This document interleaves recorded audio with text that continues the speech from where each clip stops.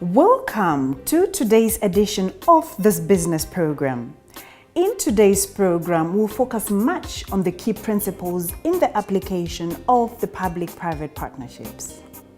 But before we get any further, here is a reminder of what PPP's is all about, as we discussed in the previous program.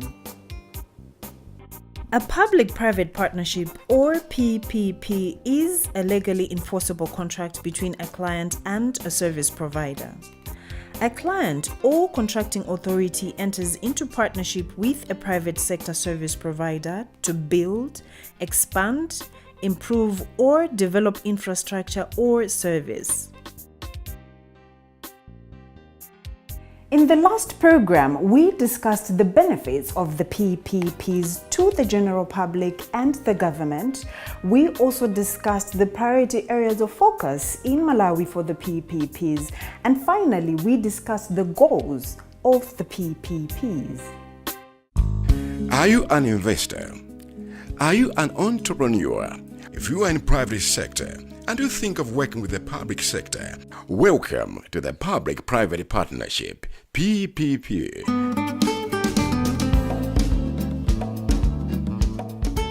PPP is now the new way of doing business with the Malawi government. PPP involves a contract between a public sector authority and a private party. The private party provides a public service or project and assumes a substantial financial, technical, and operational risk in the project. So if you think big-time investment, think infrastructure development, think top quality service delivery, think value for money, think PPP.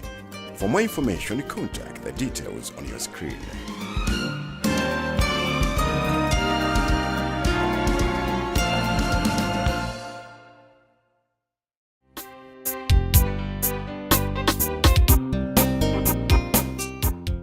To begin with, let's outline some of the key principles which are critical to the successful delivery of the PPP outcomes.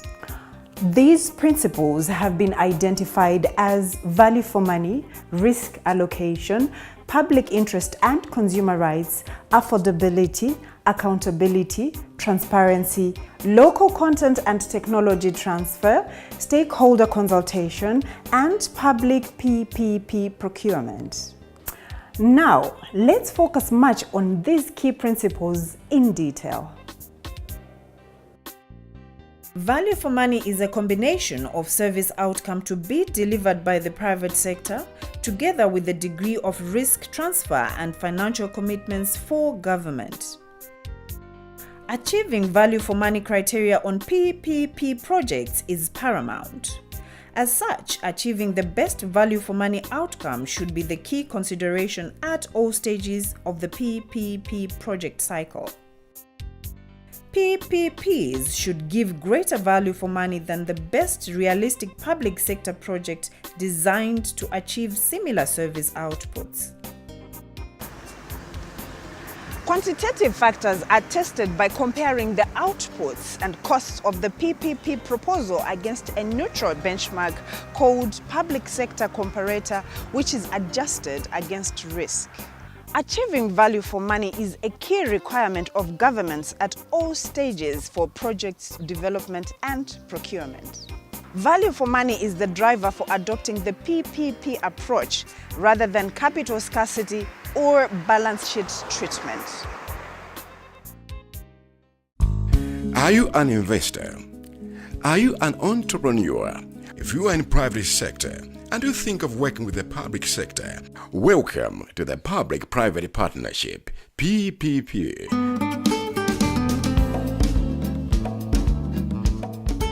PPP is now the new way of doing business with the Malawi government.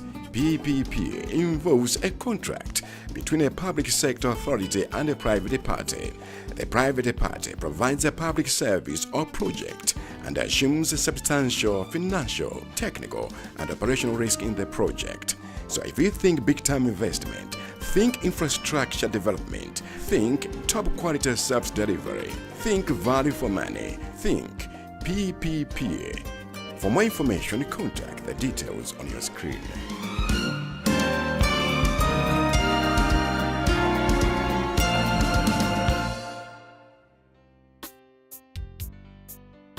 We continue the program with the explanation of the key principles in the application of PPPs. PPPC CEO speaks on why PPPs should adopt key principles in order to be successful. Let me warn that PPPs badly handled can actually be very, very harmful. Badly executed PPPs could be far worse in terms of impact on the public than traditional procurement. PPPs need to be developed, designed, and executed properly if they are going to deliver services that we need at an acceptable level of price and quality. So in terms of important principles to observe as we implement PPPs, I would say first and foremost, you need a transparent environment. Lack of transparency breeds suspicion.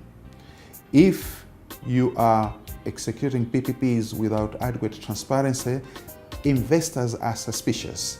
They perceive the process as just an act that perhaps is being staged. You are stage managing an act, you probably have already identified an investor. If that is the suspicion, then you are dead. Secondly, the implementation or the procurement of private sector investors needs to be done in a competitive manner. And our own law actually strongly endorses competition as a process of identifying a private sector investor.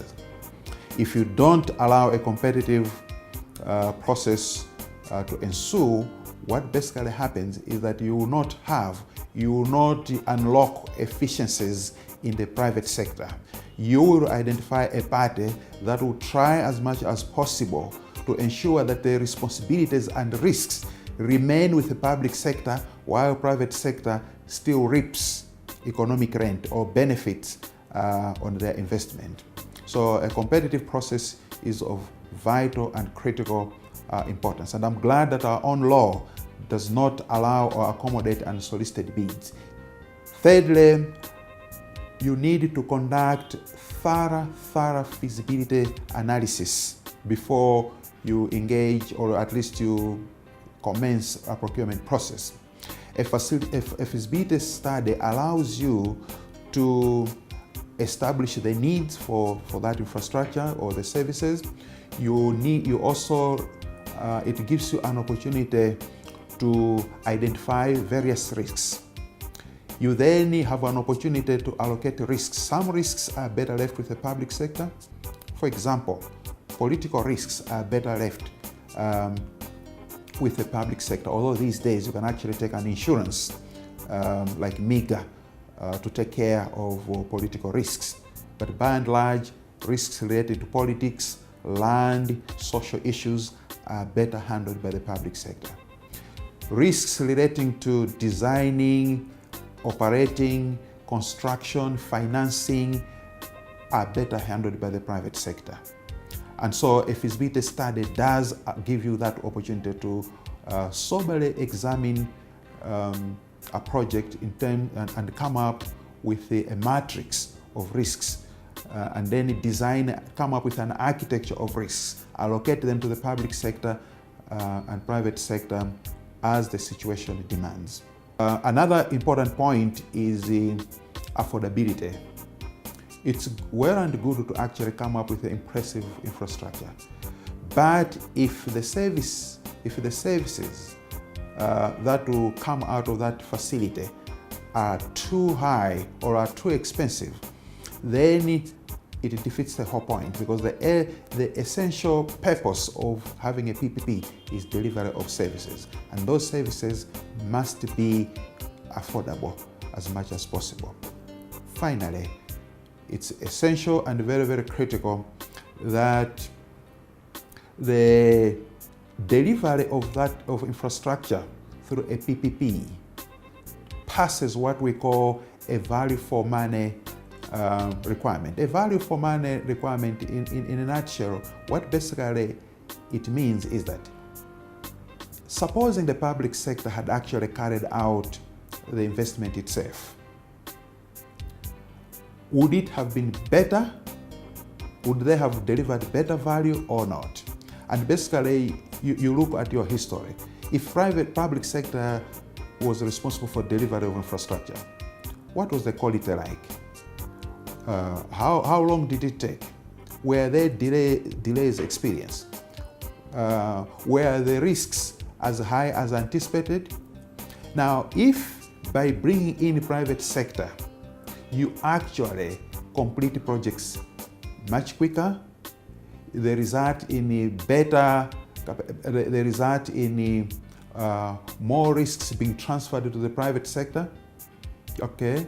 And in the end, the rate of return on that investment is much better than what would have happened if the public sector was responsible. We call that deliver value for money. In other words, if it results in savings, I'm putting it in very, very simple terms, if it's quote unquote cheaper to have private sector do it than would have been the case had government done it, then the difference between the two values is normally referred to as value for money. I'm really putting it in the ordinary language so that everyone understands. In simple terms, is it cheaper if private sector was responsible than it is if public sector was the one doing it? Are you an investor? Are you an entrepreneur? If you are in private sector and you think of working with the public sector, welcome to the Public-Private Partnership, PPP.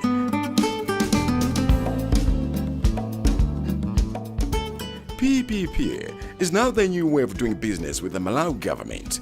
PPP involves a contract between a public sector authority and a private party. The private party provides a public service or project and assumes a substantial financial, technical, and operational risk in the project. So if you think big-time investment, think infrastructure development, think top quality service delivery, think value for money, think PPP. For more information, contact the details on your screen.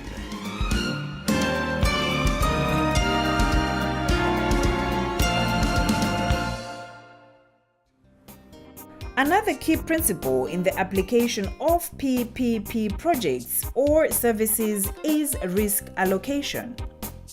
An efficient risk allocation is vital in determining whether value for money can be achieved in public-private partnership projects. Risks will be allocated to whoever is best able to manage them, taking into account public interest consideration. The allocation of risks will therefore determine the chosen method of private sector involvement and allocation of responsibilities. Public interest and consumer rights. Consideration of public interest requires ensuring that procuring the project as a public-private partnership is not contrary to the public interest. Equally, after a decision has been taken to procure infrastructure and services through the PPP model, it is critical to ensure that the procurement process is structured in the best public interest. Public-private partnership projects should seek to safeguard users' interest, particularly vulnerable groups. Affordability. Affordability will need to be the cornerstone of all public-private partnership projects. PPP options must be affordable, both to government and the consumer, given that there are other priorities and commitments competing for scarce resources in the country. The rationale for PPPs in affordability is about management of scarce resources, better risk allocation, and more efficient and cost-effective way of delivery of services. This bears in mind that the PPP projects and services will be financed by the public resources. Accountability. The principle of accountability cannot be transferred to the private sector. At every stage of the PPP process, the procedures, the laws, The regulation and relevant policies will be followed and must be followed. Transparency. Transparency and openness are important requirements of all government procurement and is no less so for the PPPs. The procurement process laid down for Malawi will be and must be followed. Instructions to bidders will be clear and unambiguous to prevent manipulation or abuse of the process. The bid conditions and evaluation criteria will lead to the attainment of a value for money and efficiency and will be made available to all interested private sector parties. Local participation, content and technology transfer. PPP projects will be structured to encourage the maximum use of local content and technology transfer.